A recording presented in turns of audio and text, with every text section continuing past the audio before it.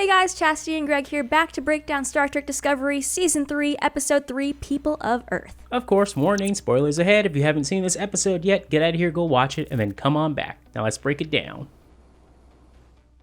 Alright, Episode 3 is called People of Earth, and going into it, we know that it's directed by Jonathan Frakes, so we know it's going to be a good one. He directed some of my favorites. He did the Season 1 Mirror Universe episode Despite Yourself, and Season 2's Arium episode Project Daedalus. Really good ones. So the episode starts off with what looks like the remains of Starfleet ships out in space, and we can assume this has to do with the burn that happened years ago. And then from there, we get Burnham checking in with Mr. Sahil, who's been searching for Discovery and the other Starfleet ships. And then we hear a voiceover from Burnham throughout all of this, and she's making a personal log for the Discovery to tell them everything she's learned. She explains that 700 years after they left, dilithium supplies dried up. The Federation tried alternatives, but none were reliable. Then followed the burn when, inexplicably, all the dilithium went inert in an instant, causing any ship with an active warp core to detonate. And after that, the Federation disappeared. And since episode 1, Mike's become a courier, and she's been trying to search for clues to figure out what happened with the burn. Yeah, so her ultimate goal is to bring the Federation together again. She's still got hope. And then we get like a montage where it passes through time and her hair is growing longer and longer. It looks good.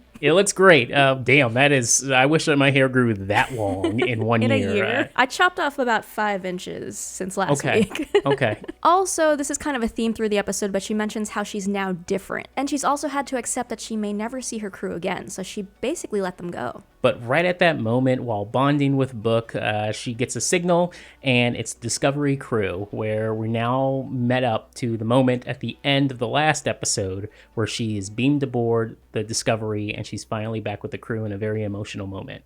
Yeah, it's really nice just to see them all happy for a moment. And like even Giorgio's there in the background, like just kind of standing. She just wanted to check on her, and then, Michael nods to her. But yeah, that's like their version of caring for each other. Burnham tells Saru that the ship that pulled the Discovery out belongs to Book, and that she works with him sometimes as a courier. She promised Book some dilithium for helping out, and Saru agrees to it. Apparently also she waited months for a response from Terrelysium, and they had never heard of her mom. So where did her mom go? I don't know, but obviously she's going to show up on this show, not anything else that has to do with Captain Pike or anything else. So she's going to show up in Discovery. It's got to be. She has to wrap it up with her mother at some point. Maybe it might not even be this season for all we know. It could be in the next season or the season afterwards. It looks like they have a long game plan here, as we found that out in the very first episode where it was titled Part 1. And there is no Part 2 to be seen for this season. This has happened, though, in the past with other episodes. As we're going to get later in this year, we're going to get like Unification Part 3. So right. It's going to happen. But I have a feeling when it comes to Burnham's mom, I would love for her to be like the villain, the big bad later on down the road. Next, Burnham explains the burn to the bridge crew. Stamets remarks that nothing could affect all dilithium at once. Michael said millions died, and she's not sure how much of the Federation remains. Then they listen to a 12-year-old transmission from an obsolete Starfleet channel that Burnham found, from Admiral Senna Tal, and he awaits anyone who will join him on Earth. This is Admiral Senna Tal. I will wait for any who would join us on Earth. Anyone who still believes in us. So Earth's always been too far for Burnham to reach, but now she's got Discovery and the spore drive. So then she recommends jumping outside of Earth's scanning range and posing as a starship stranded by the burn. There's a quick funny moment where it's awkward between Stamets and Saru and Michael, where he's like looking at both of them like, should I go? Who's going to tell me to leave right now? Who's captain? And this is where officially Saru has been crowned, or he is now the captain of Discovery. As Michael says, sweet. It's you.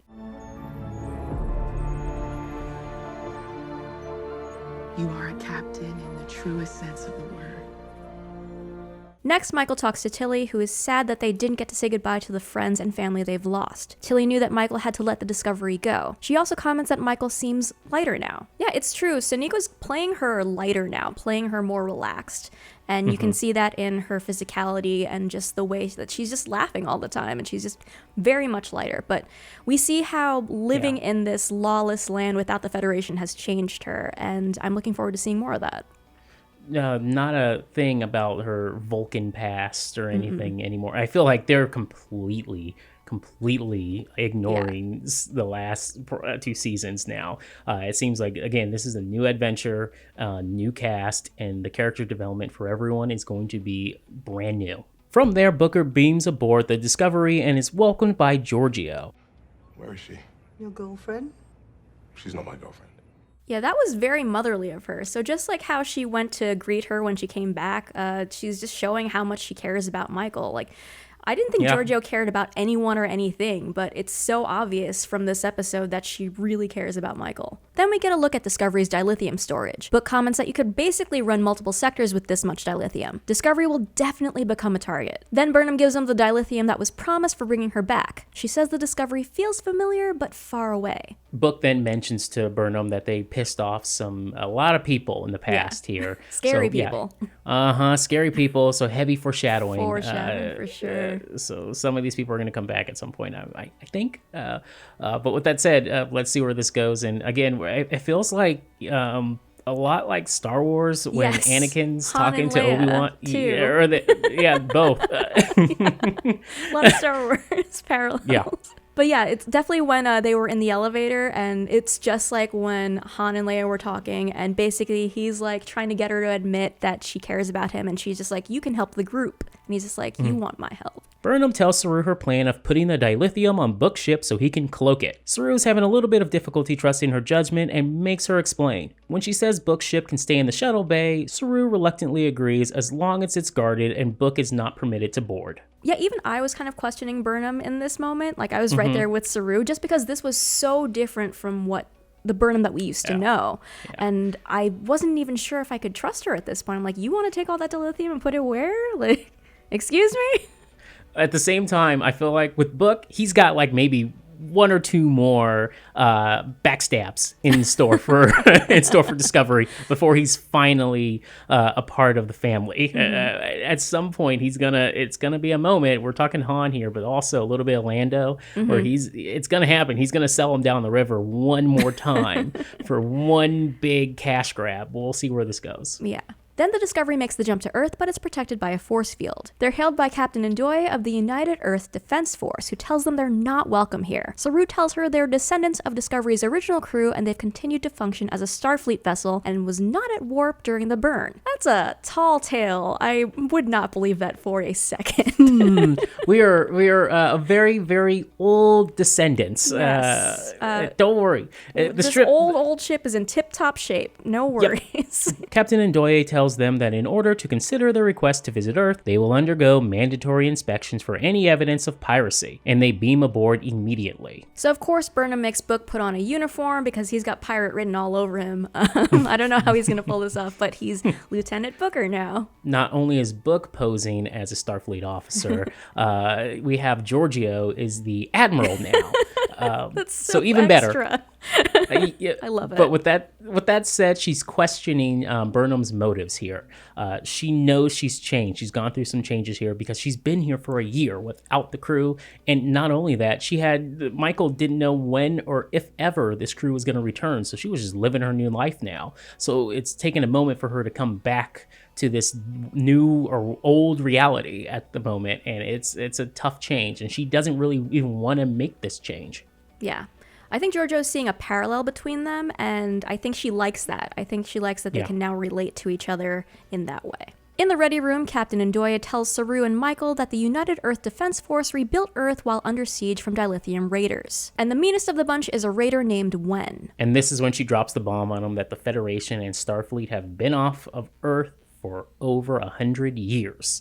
It wasn't wise to stay on Earth because of the burn, and they just thought, of course Earth would be a target if they stayed there, so they had to leave. Also some bad news because apparently Admiral Senna Tal died 2 years ago. Meanwhile, the United Earth Defense Force is investigating the spore drive while Stamets and Tilly just look on. Here we meet Adira, who's very interested in the old tech running the Disco ship, and she seems pretty bright for her age. How old are you? 17? 16. Moments later, Wen's ship approaches the Discovery and demands the dilithium. The Defense Force can't leave the ship because something is blocking their transporters. Saru will need to negotiate with Wen, or they may start a war. And this is where Michael comes up with a plan, and she grabs Book and they head to his ship, and they gotta leave the Discovery immediately. Meanwhile, Tilly discovers the cause of the blocked transporters. They think Adira hacked the deflector shield system and it's going to take hours to fix. Stamets and Tilly are growing more and more suspicious of Adira and are starting to think there's more to her story. Meanwhile, Michael and Booker leave the ship with all the dilithium and head straight to the Raiders. A furious Captain Ndoye wants to take out Book's ship so the Raiders can't get to the supply, while Giorgio implies that Burnham has to have a plan up her sleeves. Michael tells the Raiders that they'll beam the dilithium over if they leave Earth's orbit. This is obviously a ploy, but they need Saru to figure out her plan too. The clock is ticking and Saru moves Discovery between Book's ship and Earth's defense ships to take the brunt of the attack. And meanwhile, Michael's game of chicken actually works here as the Raiders, and when they power down their shields, which is just enough time for them to do their sneak attack, and they beam aboard Wen to the Discovery. Then Michael forces Captain Ndoye and Wen into diplomacy, and we learn Wen is human. Diplomacy is so slow. Back with Stamets, he catches Adira investigating the ship and he wants some answers. He explains how the spore drive works and that he's the connection to the interface. He also tells her he's from the year 2258. Stop that! Seriously, stop doing that. Stop giving too much information. Like, I get that he's trying to establish trust, but there's also too much information, and that's what that was. And this is when we learn that Adira became an inspector, hoping to one day come across a Federation starship. The sabotage was all just to buy her some time on the ship, and she wants to come with them because she knows Senna Tal. Meanwhile, Wen tells everyone that the Raiders lived on Titan but had no way to ask for help. He claims the first ship they sent to Earth was fired on and destroyed, which led to the situation they're in today. In Starfleet fashion, Michael and Saru get the two sides to work on terms for an agreement. And before Captain Ndoye leaves, she gives Adira permission to stay on the Disco ship. And finally, Adira reveals that she is indeed, or was, Senna Tal. She's a Trail. There it is. Surprise. This makes so much sense. Didn't see that Surprise, coming. everybody. She's a human host, and so she doesn't have the memory. So we'll talk about this later and also in the next episode. But this is harkening back to the TNG episode, The Host, where if you put the Trill inside that symbiont into a human, issues can arise here, and it seems that that's exactly what happened, as she doesn't have any of the memories from the past lives. Then Michael apologizes to Saru for her rogue move and tells him she's still adjusting to all the changes. Also, then she says she'd be honored to be his number one. That's nice. The whole season so far, I'm very happy and impressed with the way they're taking this, with the characters too. It's not just one of those quick, all right, we're here, let's move on. There are new adventures when everyone's like, they're still going through this weird phantom pain, survivor's remorse. It's a lot to take in, and I love it. Meanwhile, Book leaves Burnham for the time being, but we know he'll be back. And the episode closes with Tilly and the rest of the bridge crew down on Earth as they hang out under a giant tree that's been around since their time at Starfleet. Starfleet's not even on Earth anymore. This place is intact. It looks clean, like no one's touching it. Yeah. How are they preventing anyone from harming or destroying this place or stripping it for parts? The significance of this scene is huge for the long term here. It shows that, Earth is not this desolate western hellscape that we've seen already for this season. Federation may be gone in Starfleet. There's still hope here, and I like where they're going here. There's stuff to work with here. It's not all Andromeda, but we'll see how this goes. All right, now on to things we noticed and Easter eggs. In this shot of Michael at a trading outpost, we see a couple of Cardassians in the foreground. Before this season of Discovery, Cardassians have not appeared in live action since the Enterprise episode Dead Stop. Next, Michael is handed something with the Starfleet registry number starting with NCC 4774. While we don't see the full number, the number 47 itself is a Trek Easter egg. It has frequently appeared in dialogues and on computer screens in Star Trek. I'm receiving a code 47. Verify. It is code 47, sir. Starfleet emergency frequency. Code 47. Captain's eyes only. We see some Dot-7s and other worker robots repairing the outside of the ship. We last saw Dot-7s on Discovery in the Season 2 finale, deployed after a torpedo became lodged in the Enterprise. One was also featured in the short track Ephraim and Dot. Tilly mentions the Gateway Arch as something she might still recognize on Earth. This real-life landmark in St. Louis, Missouri was also referenced in the Discovery episode Such Sweet Sorrow. Two of the snow globes in Tilly's quarters featured many models of the arch. Book is drinking shots of synthahol without realizing it, which explains why he can't get a buzz. Synthahol is a chemical variant of alcohol that has similar taste and smell, but none of the effects of real alcohol. Synthahol. Here I am trying to get a buzz on and reach a place of existential despair. You coming? Yes. Saru uses the telescope that once belonged to their Captain Georgiou. After her death in Season 1, Michael received the telescope as part of Georgiou's will. Burnham later gave the telescope to Saru, who kept it in his quarters. At the end of the episode, we learn that Adira is host to a Trill symbiont. Native to the planet Trill, the Trills were a humanoid species that coexisted with a sentient symbiotic organism known as a symbiont inside their bodies. When the time comes, they can move on to a new host and still hold on to the memories and personality of the previous host. We learned about the Trill in graphic detail in the classic TNG episode, The Host. And we can't forget about the most famous Trill in Trek canon, Dax. And we'll have much more on the Trill in the very next episode. Alright, be sure to subscribe so you don't miss our next breakdown of episode 4. And we'll be back here next week. Bye-bye, everybody.